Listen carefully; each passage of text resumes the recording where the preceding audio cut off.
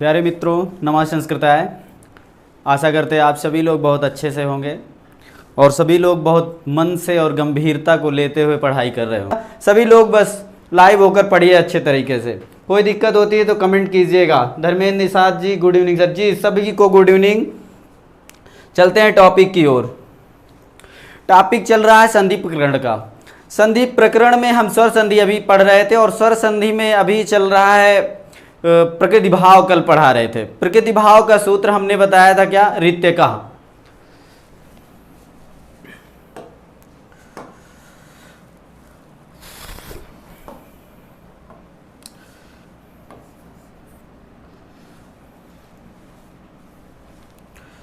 प्रकृति भाव का सूत्र हमने कल आपसे बताया था। प्रकृति भाव का सूत्र क्या है? रित्य का।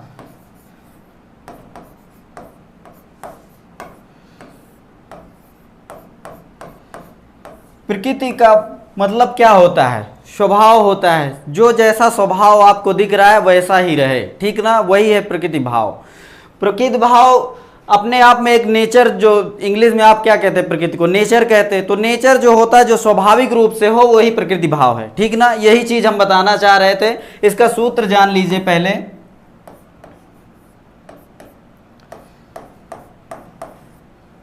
रित्यकाः। रित्यकाः को यदि पदच्छेद करेंगे तो क्या निकलेगा? रीति धन अकः। हमने कहा ये जहां पर छोटी ई की मात्रा सूत्रों में लगी होती है वो सप्तमी एक वचन का होता है।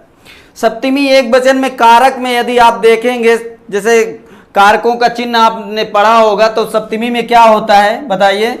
सप्तमी में होता है अधिकरण में पय पर, है ना? तो सप्तमी का अधिकरण में पय पर, तो ये कहता है रीति के रीति बाद में होने पर। तो रीति का मतलब री हो गया, री का मतलब रीति का मतलब री हो गया, री बाद में होने पर। तो री बाद में होने का मतलब क्या हुआ? अक पहले हो। इसमें दो ही वर्ण दे रहा है तो इसका मतलब इधर क्या हो? अक प्रत्याहार हो।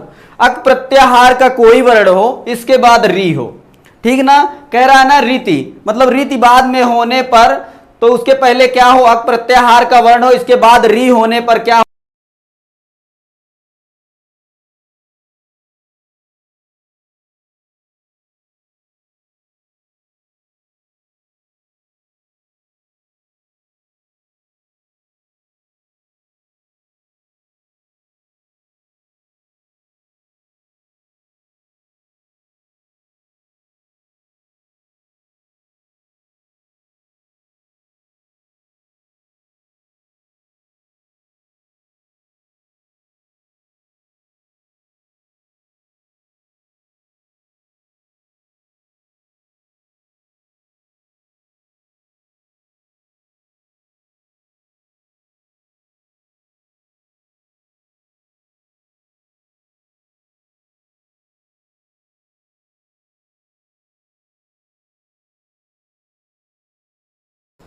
तो हम प्रकृति भाव की परिभाषा के बारे में बात कर रहे थे। परिभाषा लिख लीजिए।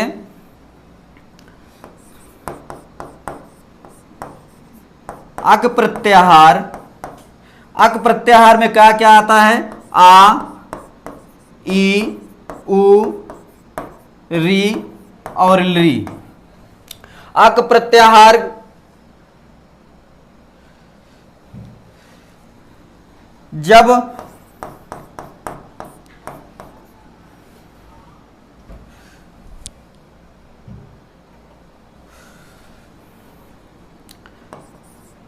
जब पूर्व पद के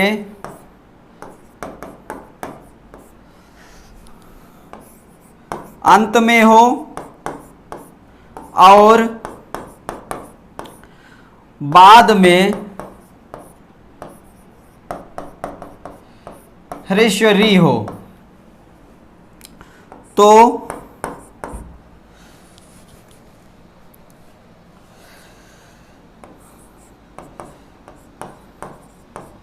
संधि काल में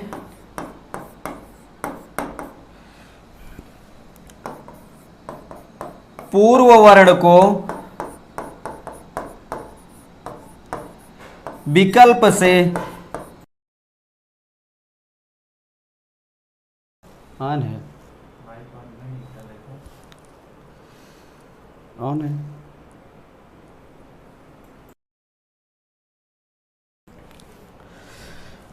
पूर्व वर्ण को विकल्प से ह्रस्व कर देते हैं।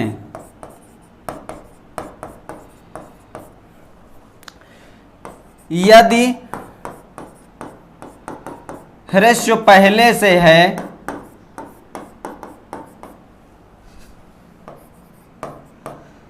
तो उसे फिर से किया हुआ मानेंगे।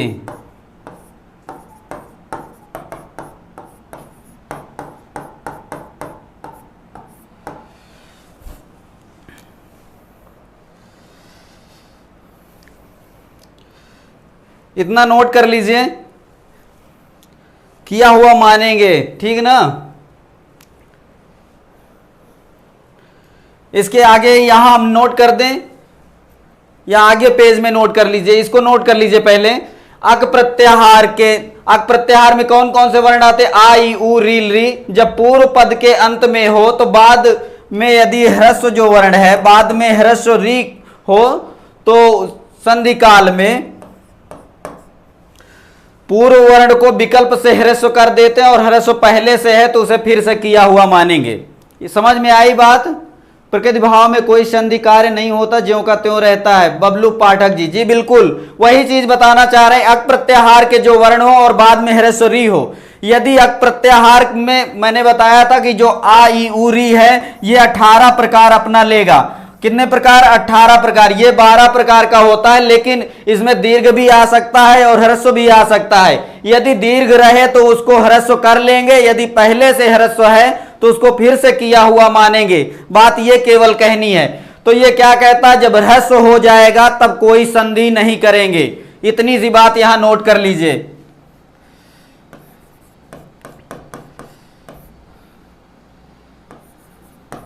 ह्रस्व हुए वर्ण में कोई संधि नहीं होगी।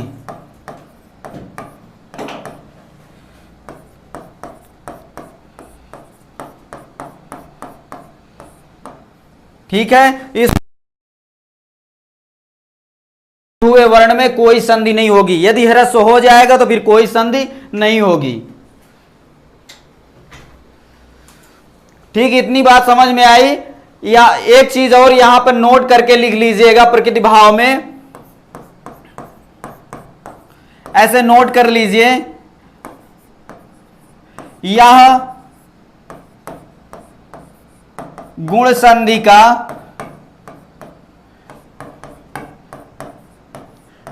विकल्प प्रस्तुत करता है।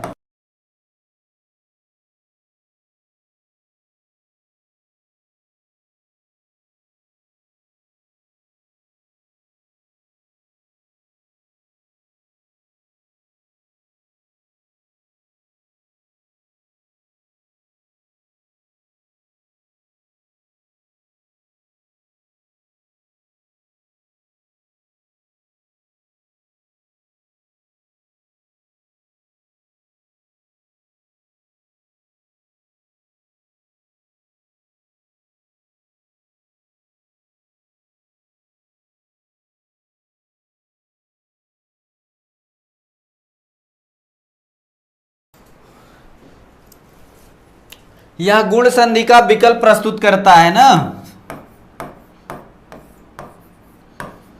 प्रकृति भाव जो है गुण संधि का विकल्प प्रस्तुत करता है, ये उसी में नोट करके लिख लीजिएगा। सभी लोग नोट कर लीजिए। ह्रस्व का मतलब छोटा, जी बिल्कुल। दीप्ति मिश्रा जी, ह्रस्व का मतलब छोटा। आज पूरे स्वर, जी यह गुण संधि का विकल्प है, जी बिल्कुल। जैसे उदाहरण देख लीजिए,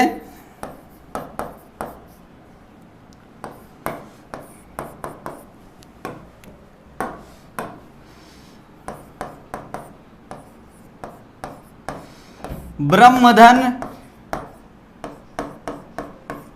ऋषि, ब्रह्मधन ऋषि होता है ना। तो इसमें क्या आपने क्या पढ़ा कि पहला वर्ण यदि ह्रस्व मतलब दीर्घ हो तो उसे ह्रस्व कर लेंगे, यदि ह्रस्व है तो उसे फिर से किया हुआ मानेंगे, ऐसा हमने परिभाषा में लिख दिया है। तो ये जो आ है इसमें ह्रस्व आ है, आप देख रहे होंगे, यदि हलंत करेंगे तो इसमें ह्रस्व आ है, तो माना कि ये पहले से दीर्घ रहा होगा, इसको फिर से हम ह्रस्व कर दिए हैं, ठीक ना। तो इसके आगे क्या है, ऋषि है, ठीक। तो आ और री मिलकर के अर हो जाता है, ये आपने पढ़ा, आ और री मिलकर के क्या हो जाता, अर हो जाता है।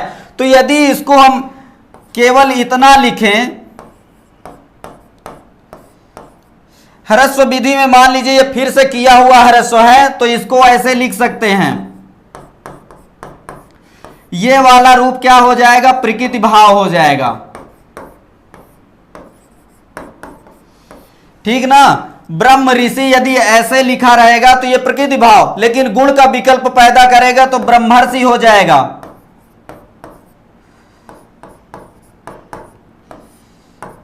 ठीक ना। ये गुण संधि हो जाएगी। इतनी बात समझ में आई।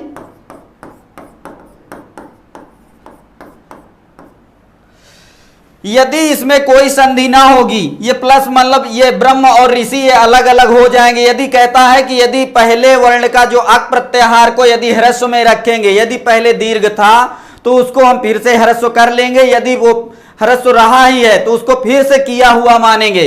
तो यहां पर यह ह्रस्व था, इसको हम फिर से ह्रस्व किया हुआ मानेंगे, और ऐसी स्थिति में फिर कोई संधि हम नहीं करेंगे। और यदि संधि करेंगे तो ब्रह्मर्षि बन जाएगा, तो ये गुण संधि का भी विकल्प पैदा करेगा।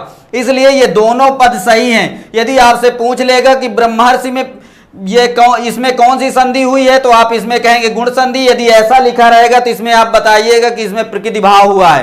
प्रकृति की भाव का मतलब जो जैसा था वैसा ही रहेगा, ज्यों का त्यों बना रहेगा, उसमें कोई विकृति या कोई विकार नहीं होगा। ये बात समझ में आ गई आपको। ब्रह्मा धन ऋषि, हेलो स्टूडेंट जी, ब्रह्मा नहीं होगा, ब्रह्म ऋषि होगा। यदि ब्रह्मा ऋषि है, मान लीजिए ब्रह्मा है, ऐसा आपने नोट किया है, तो ब्रह्मा को आप ह्रस्व कर लीजिए, और ह्रस्व किए हुए में फिर से कोई संधि नहीं होती है, ठीक ना।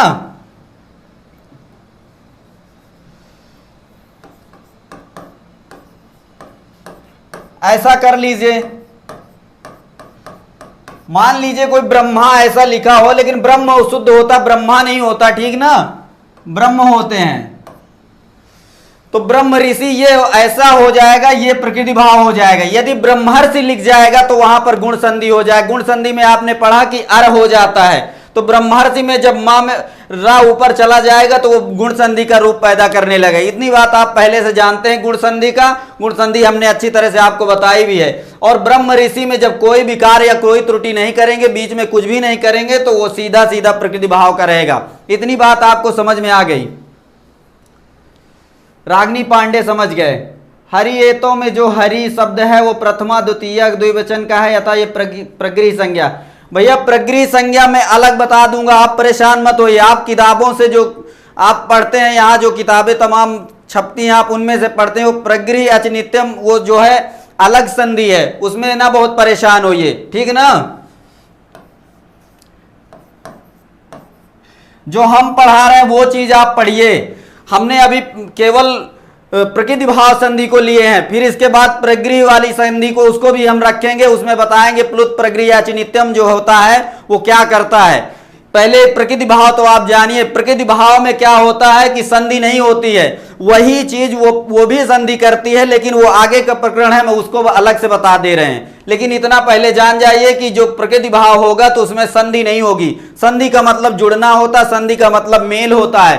तो यहां मेल ना होकर के ब्रह्म और ऋषि अलग अलग दोनों पद अपने आप में रखे हुए हैं, इसलिए यहां पर प्रकृति भाव हो गया है। इतनी बात आपको समझनी थी, यही समझाना था। जैसे एक का और उदाहरण देख लीजिए, सप्त प्लस ऋषि, सप्त प्लस ऋषि हो जाएगा। तो सप्त ऋषि को हम यदि प्रकृति भाव कहेंगे, सप्त प्लस ऋषि का प्रकृति भाव बनाइए, तब आप इस तरह लिख देंगे, सप्त और ऋषि अलग अलग करके लिख दीजिएगा। सप्त या आपसे पूछेगा कि प्रकृति भाव सप्त और प्लस ऋषि में प्रकृति भाव का कौन सा विकल्प सही है, तो प्रकृति भाव में आप यही लिख दीजिएगा इस तरह से, ये वाला जो ऑप्शन अलग अलग रहेगा सप्त और ऋषि, ये वाला सही रहेगा। यदि गुण संधि में पूछेगा तो सप्तर्षि हो जाएगा, ऐसे गुण संधि हो जाएगी, है ना। यहां पे प्रकृति भाव लिख दीजिए, बहुत आसान है, ज्यादा परेशान मत होइएगा। दो ही विकल्प पैदा होंगे, या तो फिर उसमें कोई विकार ना होगा, प्लस को हटा दीजिएगा, सीधे से दोनों पद रख दीजिए, वो हो गया प्रकृति भाव।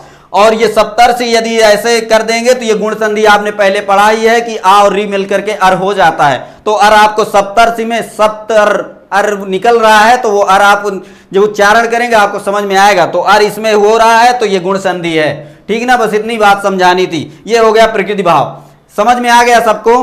आगे चलते हैं।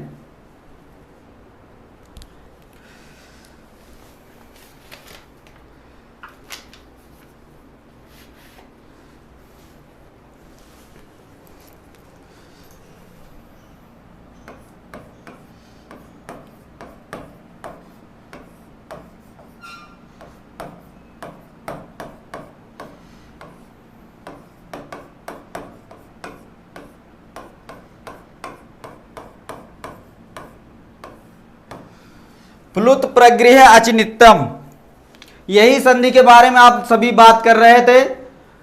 आपसे मैंने प्लुत के बारे में बात कर लिया। प्लुत किनका होता है पहले सब लोग ये जवाब देंगे। मैं आपसे सभी से ये चीजों के विषय में पहले ही चर्चा कर दिया था।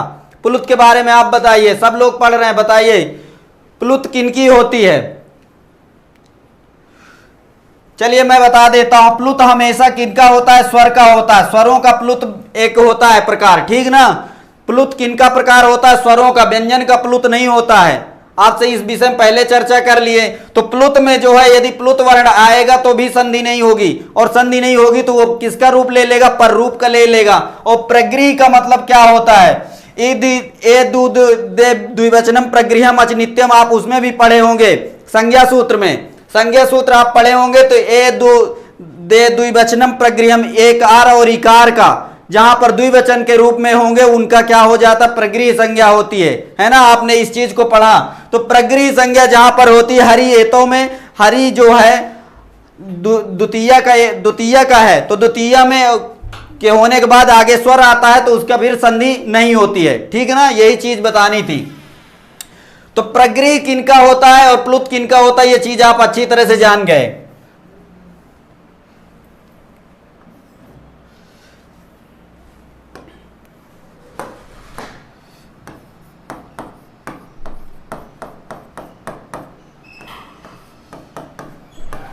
परिभाषा नोट कर लीजिए, जो भी डाउट है वो सब समझ में आ जाए। किसी को कोई दिक्कत हो रही है, सुमन गौतम स्वर का जी, स्वरों का अनुपम तिवारी जी, बिल्कुल। जो प्लुत होता है वो हमेशा स्वरों का होता है। और स्वर में जैसे आपने किसी को बुलाते हैं ना, जैसे कोई दूर खड़ा हो, मान लीजिए किसी को बुलाते हैं, जब उसमें थोड़ी देर तक आप वही रट लगाते हैं, हे राम यहां आओ, तो मतलब हे राम ऐसे बोलते हैं ना, तो वो जो बीच में आपका जो देर तक ऐसे स्वर निकलता रहता वो प्लुत वर्ण हो गया। और जहां प्लुत के बाद कोई स्वर आता है तो फिर वहां पर संधि नहीं होती है। प्लुत वही चीज है जहां जब आप बोलेंगे तो उसमें स्वर ही निकलेगा।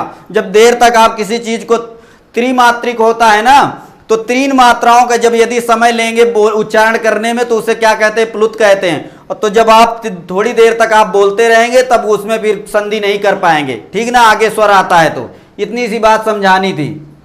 कन्हैया लाल स्वरों को, जी बिल्कुल। रवि पांडे जी सर, दीपक कुमार ठीक है सर, समझ में आ रहा सबको। परिभाषा लिख लीजिए।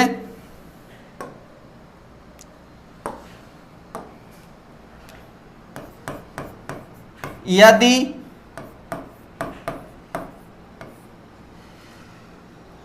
प्लुत वर्ण या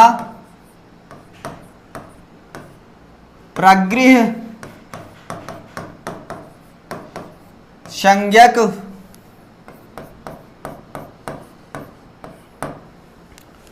वर्णों के बाद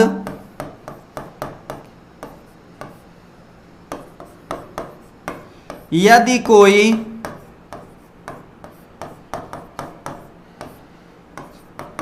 स्वर आता है तो वहां संधि नहीं करते।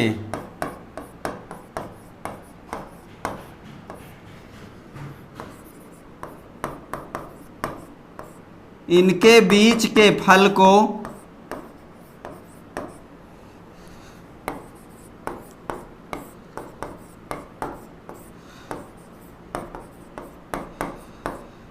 प्रकृति भाव कहते हैं।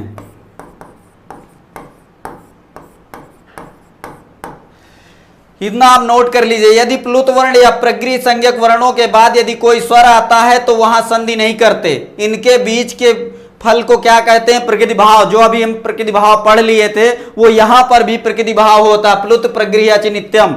यदि प्लुत और प्रगृह वर्णों के बाद में यचि हो, अच मतलब अच स्वर कोई हो, तो नित्य रूप से वहां पर भी संधि नहीं होती है। ठीक ना, यही चीज बताना था। इतना समझ में आया? सलाह देने के लिए धन्यवाद सुमन जी। सर जी जब आपकी सब आपकी कॉपी करते, सतेंद्र सत्तू। ठीक है भैया, सभी लोग पढ़िए। प्लुत प्रगृह अच नित्यम समझ में आ गया? सबको समझ में आ रहा? सभी लोग नोट करते जाइए, नोट जरूर करिएगा, नहीं तो फिर समझ में नहीं आएगा आपको।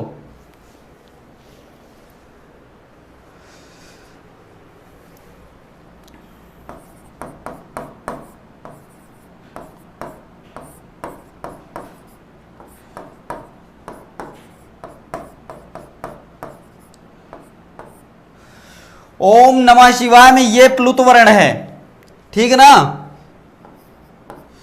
ओम आप ऐसे बोलते हैं ना, तो यदि इसके बाद ये स्वर होता, मकार में यदि स्वर होता तो फिर ये जुड़ता नहीं, ठीक ना, ये नहीं जुड़ता। ये इसलिए हम केवल प्लुत की बात कर रहे हैं, ये केवल प्लुत है यहां पर। यदि मकार की जगह कोई स्वर होता तो फिर संधि नहीं होती, प्लुत पहचानना था। जैसे एक वाक्य आप नोट कर लीजिए,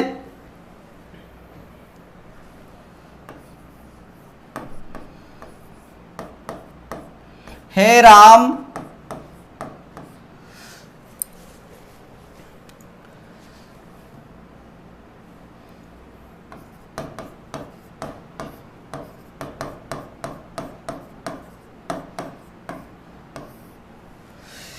मान लीजिए ये किसी राम कोई व्यक्ति है, दूर खड़ा हुआ हो, उसको आप बुलाएंगे, बहुत दूर खड़ा हो तो आप कैसे बुलाएंगे? देर तक बोले हे राम, ऐसे बुलाएंगे ना। तो जब ऐसे बुलाएंगे तो यहां पर जैसे आपने कभी कभी कार्टून देखे होंगे, तो कार्टून या किसी जगह पे तो आपको ऐसे ऐसे ऐसे ऐसे दिखाई देता जाता है, छोटा छोटा करते जाते हैं। वो केवल क्या है, एक धुन जो है थोड़ी देर तक लंबी होती जाती है, तो वही क्या होता है, वो प्लुत वर्ण होता है। इतनी बात आपको समझनी है, ठीक ना। तो ये यहां पर प्लुत हो गया है, तो यहां पर संधि नहीं हुई है। यदि संधि होती तो जानते हैं क्या हो जाता? संधि होती तो फिर ऐसे हो जाता, रामाधनत्र बराबर क्या हो जाता? रामोत्र हो जाता, ठीक ना, ऐसा हो जाता। विसर्ग का ओ हो जाता, यहां पर विसर्ग लग जाता, ठीक ना, ऐसा हो जाता। लेकिन संधि नहीं हुई है, राम ऐसा हो गया। ये प्लुत का, ये केवल किसका? प्लुत का उदाहरण है। इतनी बात समझ में आई? सर जी एक बार फिर से समझाइए। प्रतिमा गौतम जी,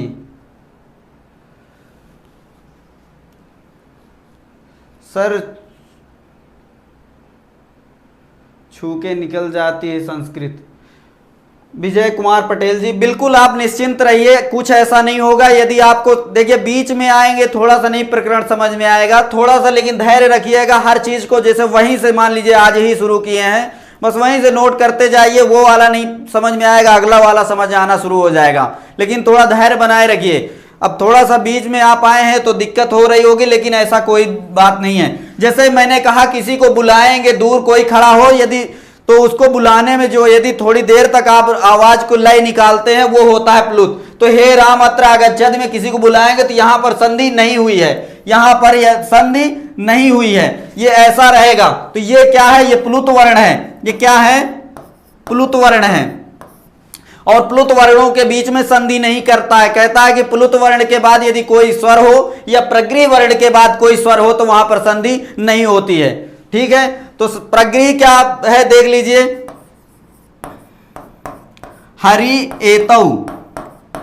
एतौ केवल द्विवचनांत को इंगित कर रहा है, और हरि हरि हरि हरिया होता है तो हरि द्विवचन का है। तो यहां पर ए द्विवचनम जो है प्रगृहम, आपको मैंने संज्ञा में बताया था, संज्ञा प्रकरण जब पढ़ाया गया था, आप पीछे देखेंगे तो वहां समझ में आएगा। तो एकार और इकार के बीच में जो और उकार के बीच में क्या होता है, और द्विवचन का हो तो क्या होती है, उसकी प्रगृह संज्ञा होती है। ठीक ना, तो यहां पर प्रगृह संज्ञा हुई, इसलिए यहां पर संधि नहीं हुई, ये दोनों अलग हैं। इतनी बात समझ में आ गई आपको।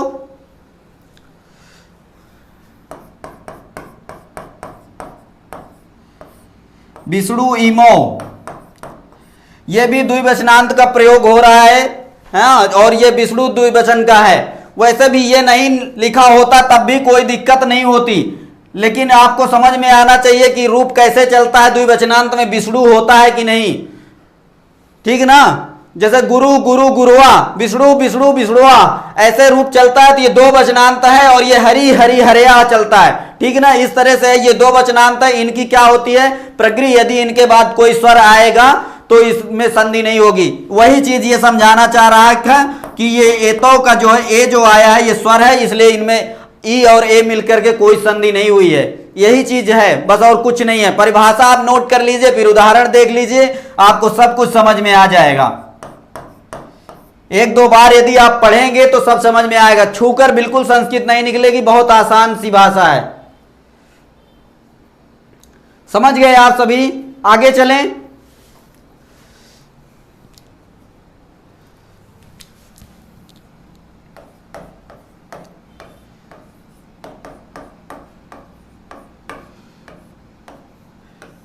यण संधि, यण संधि देखिए बहुत महत्वपूर्ण है टॉपिक, इसको समझ लीजिए। यण संधि का सूत्र क्या होता है, इको यणचि, इको यणचि। इको को यदि पदच्छेद करेंगे तो इकाह कर देंगे, या इकाह को यदि इकाह को देखेंगे तो इक प्रत्याहार आपको समझ में आएगा। विसर्ग को हटा दीजिए, इक प्रत्याहार, और इसमें यण और अचि, अचि को अच कर दीजिए, अचि को अच कर दीजिए। ये तीन प्रत्याहार हैं, तीनों प्रत्याहार के जल्दी से आप सभी लोग वर्ण लिख लीजिए, इक का, यण का और अच का। अच में सारे स्वर आ जाते हैं, ये चीज हमने पहले बताई। इक में अभी इक की चर्चा थोड़ी देर पहले हुई थी रित्यकाह में, ठीक ना। ई उ रील री, ई उ रील री तक जाएगा, ई से ले लीजिए री तक, ठीक ना, ई उ रील री तक। और यण का क्या होगा, यण प्रत्याहार में कौन कौन से वर्ण आते हैं, नोट कर लीजिए अच्छा तुरंत।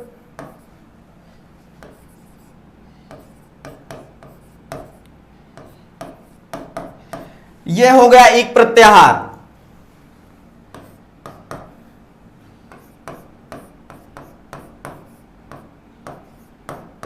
यह हो गया यण प्रत्याहार। और अच में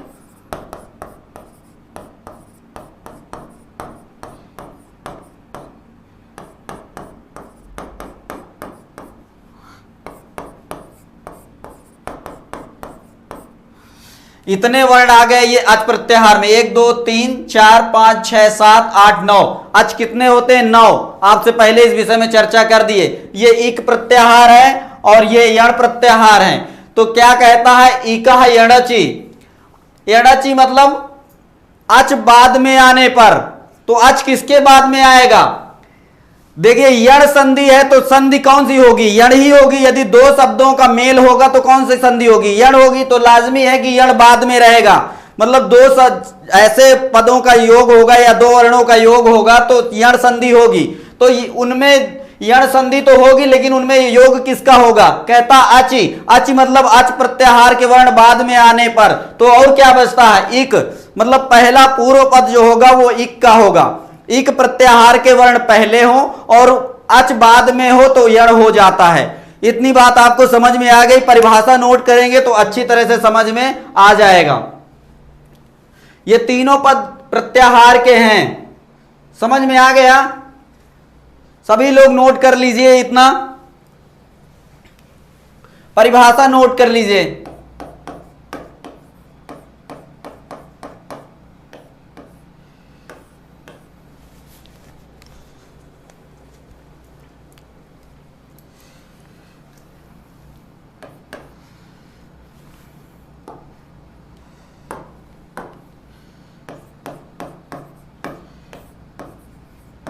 यदि ह्रस्व अथवा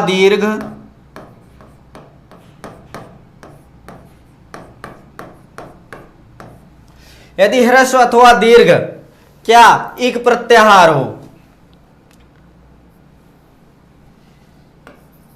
ई उ री ली, यहां पर इक प्रत्याहार कर दीजिए।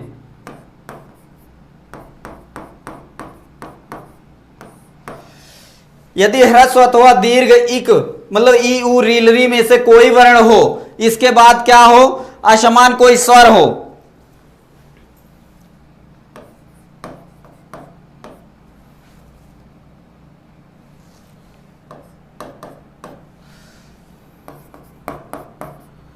तथा बाद में कोई असमान वर्ण हो,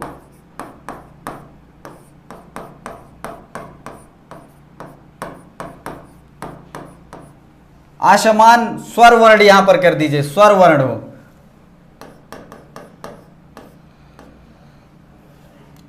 तो ई उ री ली के स्थान पर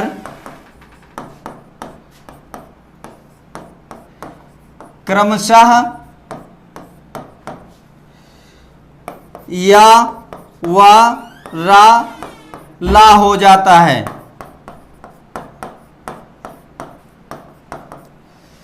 इतनी बात नोट कर लीजिए।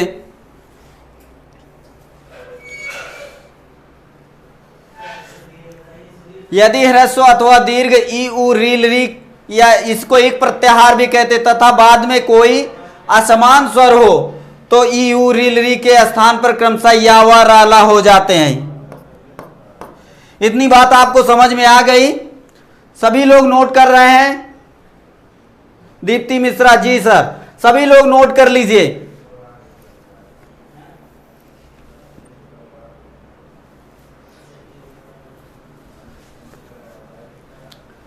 आगे चलें।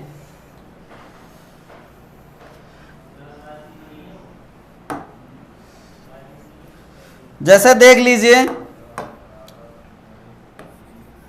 ह्रस्व ई अथवा दीर्घ ई के बाद कोई स्वर हो, स्वर कैसा हो, असमान स्वर हो। असमान स्वर इसलिए हो, यदि ई के बाद ई रहेगा तो दीर्घ ई हो जाएगी, फिर दीर्घ संधि हो जाएगी, इसलिए यहां पर असमान स्वर होना चाहिए, ठीक है ना। ई जो स्वर हो वो स्वर नहीं होना चाहिए, आगे कोई दूसरा स्वर होना चाहिए, असमान स्वर, ठीक ना। उ प्लस दीर्घ उ के बाद इधर भी कोई स्वर हो तो यहां पर क्या हो जाता है, यहां पर या हो जाएगा और यहां पर वा हो जाएगा। री या दीर्घ री के बाद कोई स्वर होगा तब क्या हो जाएगा, रा हो जाएगा। और री के बाद कोई स्वर होगा तो यहां पर ला हो जाएगा। लेकिन री का दीर्घ नहीं होता, इसलिए केवल री अकेले रखा हुआ है। इतनी बात समझ में आ गई सबको? जी सर समझ में आ गया। शिवम सरोज जी आगे क्या हुआ? शिवम सरोज जी क्या हुआ भैया, समझ में नहीं आया क्या? जो ना समझ में आया बताइएगा। ई के बाद कोई स्वर आएगा तो या हो जाएगा, ऊ के बाद कोई स्वर आएगा और ये स्वर असमान हो, ऐसा नहीं कि ऊ के बाद ऊ होगा तो फिर वहां पर दीर्घ हो जाएगी, दीर्घ संधि हो जाएगी। संधि मतलब वो दीर्घ संधि ना हो, इसलिए यहां पर असमान स्वर होना चाहिए हर जगह। असमान स्वर, ठीक ना, ये सभी में लागू होगा असमान स्वर। तो ई का या हो जाएगा, ऊ का वा हो जाएगा, और री का रा हो जाएगा, री का ला हो जाएगा। इतनी बात आपको सभी को समझ में आ गई होगी। आगे उदाहरण देते हैं और अच्छे से समझ में आ जाएगा। जैसे अभिधन उदय, अभिधन उदय, देखिए यहां पर ई है, इनमें से कोई वर्ण आपको दिख रहा है? ई दिख रहा है, यहां पर इकार है। यदि इसको तोड़ेंगे तो अब कर देंगे हलंत, और यहां पर क्या हो जाएगा? ई हो जाएगा, और फिर इसके बाद क्या हो जाएगा? उदय हो जाएगा। इतनी बात समझ में आई? तो यहां पर अभी तक हमने ये देखा कि दो वर्णों के मेल से संधि होती थी, लेकिन यहां पर क्या होगा? इसके स्थान पे ई का केवल या हो जाएगा, इसलिए कि इधर स्वर है कोई, इस वजह से इनके दोनों के मिलने से नहीं होगा। जैसे अभी तक आ ई मिल करके ए हो जाता था, आ ई मिल करके ए हमने लिख दिया करते थे, लेकिन वहां पर आज अब यहां पर वो स्थिति नहीं है। यहां पर ई का सीधा या करना है। क्या करना है? ई का सीधा या करना है। इतनी बात समझ में आई? तब इसको इधर आ को और ये भा को हलंत के साथ लिखिए। भा का मतलब ये हलंत के साथ ये आधा भा हो गया, ठीक ना, और ई के स्थान पर या हो गया, और इधर क्या हो गया? उदय बचा है। अब इसको जोड़ दीजिए, जोड़िए। तो यदि जोड़ेंगे तो कुछ ऐसा रूप बनेगा। आधा भा कर दीजिए और इसमें या कर दीजिए, या में ऊ की मात्रा जोड़ देंगे तो ये पूरा इस तरह हो जाएगा, ऐसे हो जाएगा। ये यकार है भैया, अभ्युदय हो जाएगा। मतलब ई को या हो गया है यहां पर, सीधा आप समझ लीजिए ये चीज, ये ई को या हुआ है और भा आधा हो जाएगा। जब इसका इकार निकल जाएगा तो ये स्वर विहीन हो जाएगा। स्वर विहीन होने से इसमें हलंत लग जाएगा, तब ये हलंत लग जाएगा, आधा अक्षर बचेगा। तो ये आधा भा यहां पर रख दिया और इकार को या कर दिए, और यहां पर ये जो है क्या, या में ऊ की मात्रा लग गई, और फिर क्या बचता है? दय बचता है। दय को सीधा सीधा रख दिए। कोई डाउट हो तो बताइए यहां पर, जो न समझ में आ गया हो। अभ्युदय कैसे बना, समझ में आ गया?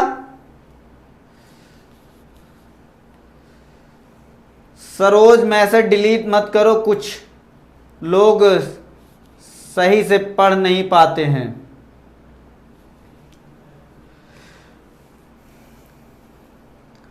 जिनको नहीं समझ में आ रहा है, जो नहीं सही से पढ़ पा रहे हैं, हमसे कमेंट करिए। आप आपस में बात करेंगे तो आपका मामला सुलझेगा नहीं, बल्कि और उलझ जाएगा। आप आपस में बात करना शुरू कर देंगे। यहां पे जो नहीं समझ में आ रहा बताइए। इकार का या हो जाता है, ये चीज हमने बताई। ई का या हो जाता है, यहां पर अभिधन उदय था, इकार का या हो गया। भा को हलंत करेंगे, आधा भा हो गया, और या को ये या इसमें ऊ लग जाएगा तो अभ्युदय बन जाएगा पूरा। इतनी बात समझ में आ गई कि नहीं? आगे चलें। अजय निषाद, यस जी, बहुत बहुत धन्यवाद। सभी लोग बहुत अच्छे से पढ़ रहे हैं और सभी को समझ में आना भी चाहिए।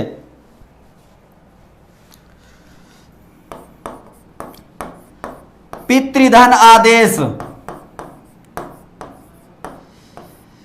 यहां संधि करवा रहे हैं, लेकिन इन शब्दों में यदि पूछेगा कि संधि कौन सी, अभ्युदय में संधि कौन सी है, पितृधन आदेश में कौन सी यदि संधि बनेगी तो पूछेगा इसमें कौन सी संधि है, तो आप बताइएगा कि इसमें यण संधि है। कैसे बना ये चीज आपको जानना ही है, ठीक ना। इसको तोड़ दीजिए, इसको ता को हलंत करेंगे, इधर क्या बचेगा? री बचेगा। फिर इधर क्या है? आदेश है। इतनी बात समझ में आई? री का हमने बताया कि री के बाद यदि कोई स्वर आता है तो उसका री का रा हो जाता है। री के बाद आ स्वर है, इसका रा हो जाएगा हलंत में, ठीक ना। तब इधर क्या बचता है?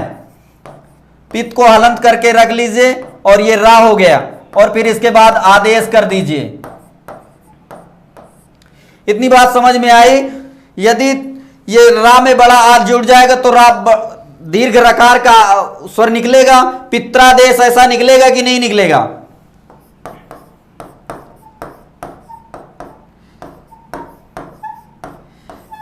ऐसा हो जाएगा। ऐसा सभी लोग बना लेंगे। किसी को कोई दिक्कत हो रही है ऐसा पित्रादेश बनाने में तो बताइए। समझ में आ रहा है? ये रकार जो है ये आधा है तो ये ता में लग जाएगा और फिर इधर बड़ा की मात्रा पित्रादेश बन जाएगा। ठीक ना, इतनी बात समझानी थी। सर आप बहुत अच्छा पढ़ाते हैं सुमन गौतम, बहुत बहुत धन्यवाद सुमन मैम, आप अच्छे से पढ़ते रहिए। सबको देखिए, सभी लोगों के लिए हम आते हैं कि किसी तरह जिस तरह से आप समझें उस तरह से समझाएंगे, तोड़ तोड़ के बिल्कुल हर शब्द को इतना मेहनत करके तोड़ते हैं कि सबको समझ में आए, किसी कोई दिक्कत नहीं होगी। बस आपको समझ में आए, नहीं समझ में आता आप फिर से पूछिएगा, लेकिन समझ कर जाइएगा। 1 घंटे का आप समय दे रहे हैं तो उसका पूरा फायदा लीजिए। जैसे लृधन आकृति, लृधन आकृति, लृधन आकृति का मतलब हमने कहा कि लृ का क्या हो जाता है, आपने पढ़ा लृ का क्या होता है, लृ का ला हो जाता है, और फिर इधर क्या है, आकृति है, बराबर क्या हो जाएगा, लाकृति हो जाएगा। इसमें यण संधि है, याद रखिएगा, अच्छी तरह से लिख लीजिएगा। जहां पर ये उदाहरण को लाकृति बनाइएगा उसके आगे यण संधि लिख लीजिएगा। बाद में ऐसा हो परीक्षा में आए और आप दीर्घ संधि मार दें, क्योंकि बड़ा ला आप देखेंगे लाकृति बना है तो आप दीर्घ संधि भी मार सकते हैं, इसलिए दीर्घ न मारकर यण संधि मारिएगा। अच्छी तरह से समझ लीजिए यदि दिक्कत हो रही है। समझ में आया?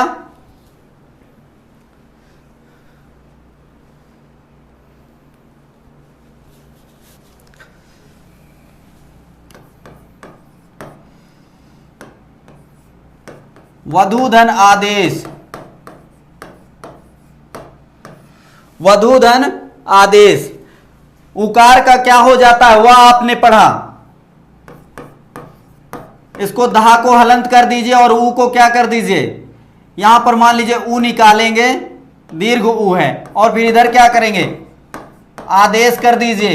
उकार को हमने बताया कि वाह हो जाता है, या ह्रस्व उकार हो या दीर्घ उकार, दोनों का वाह हो जाएगा। और फिर इधर क्या है, वध कर दीजिए, वध में हलंत कर दीजिएगा, ये ना जरूर, ये भूलिएगा बिल्कुल नहीं। इधर आदेश लिख दीजिए, तब ये धा आधा हो जाएगा, और इसमें ये वा में यदि स्वर मिलेगा तो वह पूरा हो जाएगा, लेकिन जो इधर आकृति है वैसा दीर्घ आकार है तो दीर्घ वा हो जाएगा। इतनी बात आप पहले से जानते हैं शायद। ऐसा आधा धा कर देंगे और इधर क्या है, वह है, वह में दीर्घ आकार जुड़ जाएगा तो वध्वादेश हो जाएगा। ऐसा आप जानते हैं, है ना, वध्वादेश हो जाएगा। ये बहुत आसान सी संधि है, यण संधि समझ लीजिए, संधि प्रकरण का सबसे आसान संधि यण संधि है। ठीक है, वध्वादेश। अनुपम तिवारी जी बहुत बहुत धन्यवाद, सभी लोग बहुत अच्छे से समझ रहे हैं। लाकृति, लाधन आकृति, लाकृति, जी बिल्कुल। दीपक जी बहुत अच्छे से सब लोग समझ रहे हैं। देखिए, अनुधन अयः क्या हो जाएगा, ना को और इधर ऊ कर दीजिए, और इधर क्या है, अयः कर दीजिए। ऊ का क्या हो जाता है, वाह हो जाता है, इधर अन कर दीजिए, ठीक ना। फिर इधर क्या है, अयः कर दीजिए। इसको अन्वया बना देंगे कि नहीं बना लेंगे,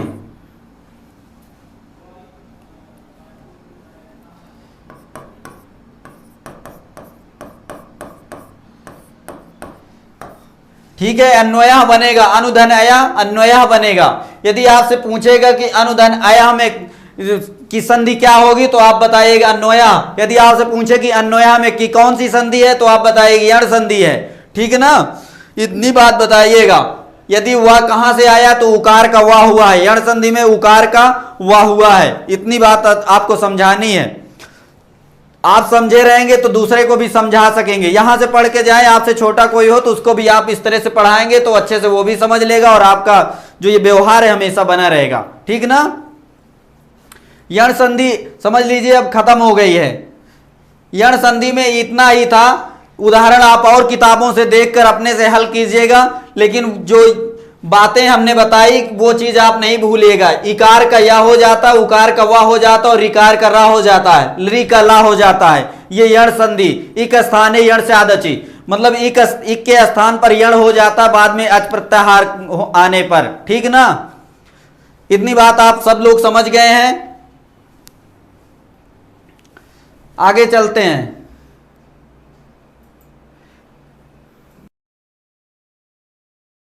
एक दो उदाहरण होते, जैसे सुधन आगतम कर दीजिए, ये बहुत मोस्ट इंपॉर्टेंट है। सुधन आगतम, इसको तोड़ दीजिए, सा को हलंत कर दीजिए, इधर ऊ निकलेगा और इधर क्या हो जाएगा आगतम, ऐसा कर दीजिए। इतनी बात समझ में आई। ऊ का वाह हो जाता है, इसको ऐसे लिख लीजिए, इधर सा को हलंत के साथ लिख लीजिए और इधर फिर आगतम कर दीजिए। समझ में आया। यदि ये सा को यदि आधा मानेंगे, ये हलंत के साथ है तो आधा हो ही जाएगा, और वाह में बड़ा आ की मात्रा जोड़ दीजिए, ऐसा हो जाएगा, और गतम तो क्या हो जाएगा स्वागतम हो जाएगा। ये बहुत इंपॉर्टेंट है। स्वागतम में पूछेगा कौन सी संधि है तो आप बताइएगा स्वागतम में यण संधि है, ठीक ना। समझ में आ रहा है। एक और बहुत इंपॉर्टेंट है, सुधिधन उपास्या। ये बहुत पूछता है सुधिधन उपास्या। इसको शुद्ध हलंत कर दीजिए और इधर क्या बचेगा दीर्घिकार बचेगा, और इधर क्या है उपास्या कर दीजिए, ठीक ना। ई का क्या हो जाएगा या हो जाएगा, इधर क्या है शुद्ध हो जाएगा हलंत के साथ, धा को हलंत कर दीजिएगा। ये ना भूलिया करिए, हलंत करेंगे तभी आपको अच्छे समझ में आएगा। उपास्या हलंत करेंगे, हलंत का मतलब जिस व्यंजन वर्ण में हलंत लगे वो स्वर विहीन रहेगा, है ना। ये चीज आप जानते हैं। तो इसको आधा धा कर दीजिए, इसको यकार को यहां लिख दीजिए, उकार इसके नीचे लगा दीजिए और ऐसा पास्या कर दीजिए,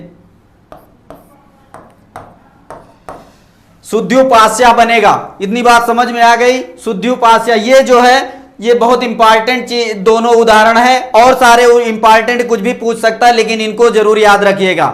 समझ में आ गया। आज के लिए बस इतना ही। कल की कक्षा में फिर आपसे मिलेंगे, लेकिन सभी लोग मन से पढ़ते रहिए। आप सभी से विशेष निवेदन है, परीक्षा को ध्यान में रखते हुए मन से पढ़ते रहिए, गंभीरता को लाइए अभी से ही, ठीक है। नमः संस्कृताय।